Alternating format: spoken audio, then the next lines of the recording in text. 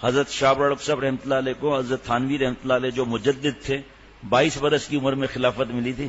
اتنے نیک تھے, اتنا نام ہی تھا محی السنہ, بس ہر وقت سنت کی فکر. یہاں آتے تھے ہندوستان سے 2 مرتبہ 3 مرتبہ, پھر اللہ کے پاس چلے گئے.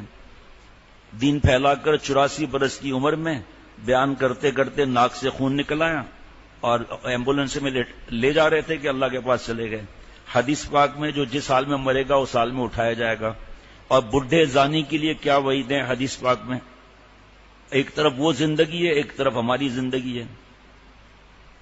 کتنے آپ کو واقعات سنا سکتا ہوں ایسے. ایک نوجوان تھے, وہ اسٹاک ایکسچینج کے بڑے بروکر تھے. پھر کبھی سناؤں گا کیسے اللہ نے ان کو جذب کیا, کیسے سب حرام ختم کیا, جو حرام کمایا تھا واپس کیا. اور بس کیا عرض کروں کہ ڈیفنس میں گھر تھا مین روڈ پر. پہلا بیان ان کو حضرت نے خلافت دی تو ان کے گھر میں پہلا میرا بیان ہوا تھا شرعی پردے سے. تو مجھے تو میری دوستی بھی تھی ان کی, تو کس تیزی کے ساتھ انہوں نے شرعی پردہ ٹیلی ویژن نکال دیا. میرے پاس الفاظ بھی نہیں ہیں. ایکسپورٹ پروسیسنگ زون میں وہ آئل کی فیکٹری لگا رہے تھے. پھر جہاں میں ہوتا تھا ایکسپورٹ پروسیسنگ زون میں فوڈ فیکٹری میں, وہاں آتے تھے, وہاں مل کے کھانا کھاتے تھے. آخر وہ بھی تو نوجوان تھا نا. اللہ کے عید کی رات کو انتقال ہوا. علماء آئے تھے بڑے ان کے جنازے میں, کہا کہ ہم کیا تعزیت کریں, یہ تو عیدی لینے اللہ کے پاس چلا گیا. اللہ کو پسند آ گیا. بھائی جان کا انتقال دبئی میں عصر میں 4تھی رکعت میں اٹھ رہے تھے, انتقال ہو گیا. جب میں پہنچا ہوں تو وہ ہندو کہتا ہے کہ ہمارے کو بہت دکھ تو پہنچا ہے, لیکن تمہارا اللہ نے اس کو اپنا گھر بلایا اور تمہارے اللہ کو تمہارا بھائی پسند آ گیا, اس کو جانے ہی نہیں دیا. ہندو کہہ رہا ہے. بہرحال 2 بھائی آتے تھے. بیان سنتے سنتے ایک بھائی نے شرعی پردے کا اعلان کر دیا. جب کچھ دنوں کے بعد بھائی گھر ملنے آیا دوسرا, تو اس کو انہوں نے بیٹھک میں بٹھایا جس کو ہم ڈرائنگ روم کہتے ہیں, شرعی پردے کے ساتھ. ویسے فرض کریں 1-2 ڈشیں ہوں, اور وہاں انہوں نے 2-3 ڈشوں کا انتظام کیا, آئس کریم, میٹھا. اور وہ انہوں نے کھانا کھاتے تھے, پوچھتے تھے بھابھی کہاں ہیں. تو بھائی صبر کرو. کھانا کھا چکنے کے بعد, چائے پینے کے بعد کہا بھابھی کہاں ہیں.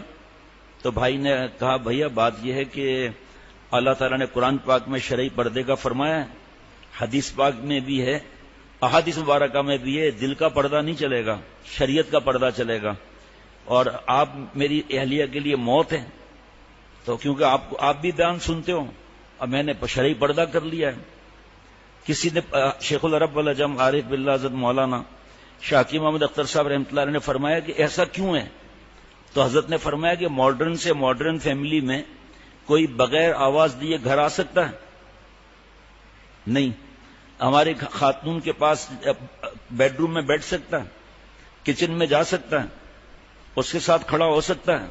دیور کا کیا مسئلہ ہے, بھابھی تو میری ماں ہے, ماں بولنے سے ماں ہو جائے گی کیا؟ اس کو ہر موقع اس کے پاس موجود ہے, تنہائی تک موجود ہے. حالانکہ شیطان کہتا ہے اگر کوئی نیکی میں جنید بغدادی بن جائے اور کوئی نیکی میں رابعہ بصریہ بن جائے, دونوں کو اکیلے میں لاؤ, منہ کالا کرا دوں گا. اور یہاں ڈرائیور کے ساتھ ہماری جوان بہو بیٹیاں بھاگی جا رہی ہیں. کمرہ ہے, جہاں چاہے ٹرن کرے, جہاں چاہے جائے, کوئی پرواہ نہیں. بہرحال وہ بھائی کو غصہ آ گیا, دین کے معاملے میں غصہ آ گیا. کہا تو میرے لیے مر گیا, میں تیرے لیے مر گیا, تم کو مجھ پر شک ہے. بھائی شک کی بات کیا ہے بھائی, یہ دیکھو سورہ نور کی آیتیں دیکھو بھائی, یہ آیتیں دیکھو. کب صحیح ہے سب, پردہ دل کا ہوتا ہے. ناراض ہو گیا, گھر سے چلا گیا. اب کیونکہ ایک شیخ سے خاندان جو جڑتا ہے نا, اس کے فائدے زیادہ ہوتے ہیں. اس بھائی نے جا کر حضرت شاہ ابرار صاحب سے شکایت کر دی کہ دین کے معاملے میں اس طرح مجھ سے اس نے کیا ہے. حضرت شاہ ابرار صاحب رحمۃ اللہ نے بلا لیا, ان کو بٹھایا, فرمایا بھائی کے گھر گئے تھے؟ کہا جی حضرت گیا تھا. بھائی نے بٹھایا یا نہیں؟ کہا جی بھائی نے بٹھایا. کھانا بھی کھلایا؟ کہا ہاں کھانا بھی کھلایا. بڑھیا کھلایا یا ایسے ہی کھلایا؟ بڑھیا کھلایا. تو آپ کو ناراضگی کس بات کی ہے؟ ایسے منہ سے نکلا بھابھی سے نہیں ملایا.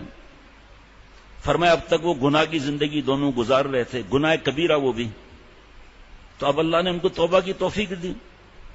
تو اور آپ جب خود کہہ رہے ہو میں بھائی سے ملنے گیا تھا, تو پھر آپ کہہ رہے ہیں بھابھی سے نہیں ملایا.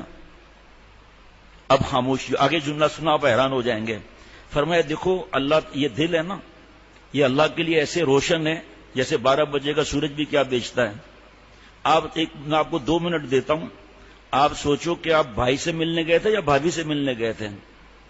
2 منٹ کے بعد حضرت شاہ ابرار صاحب رحمۃ اللہ نے فرمایا بتاؤ بھائی، تو اس کی آنکھوں سے آنسو نکلنے لگے. کہا واقعی میں بھابھی کے پاس ملنے کے لیے گیا تھا.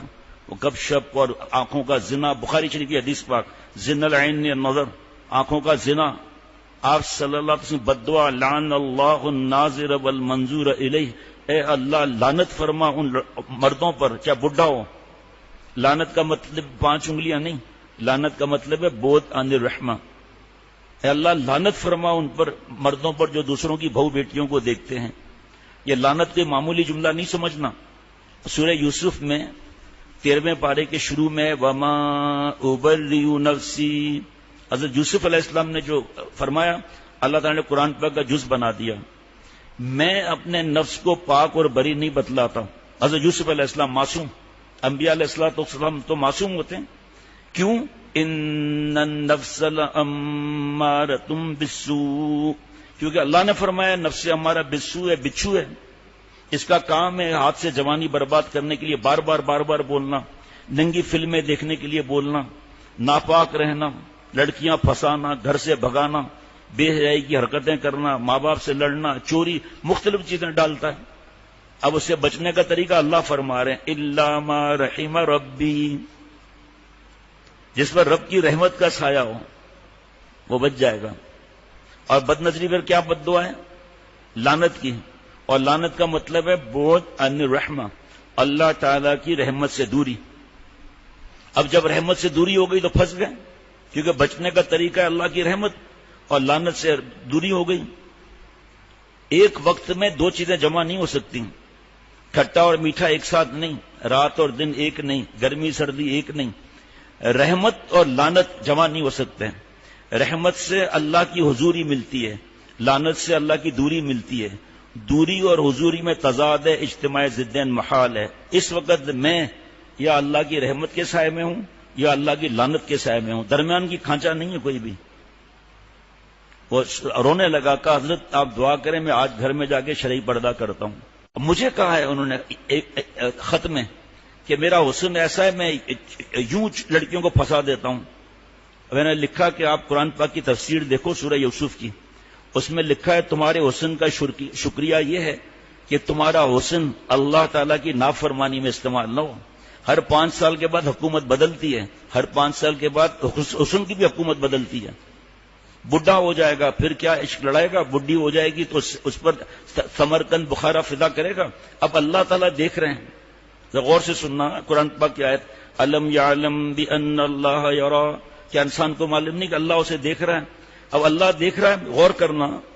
ایک زنا کے لیے پھنسا رہا ہے، ٹھیک، گٹر لائن میں گھسا ہوا ہے، ناپاک ہے، اور ایک مولا کی طرف بلا رہا ہے.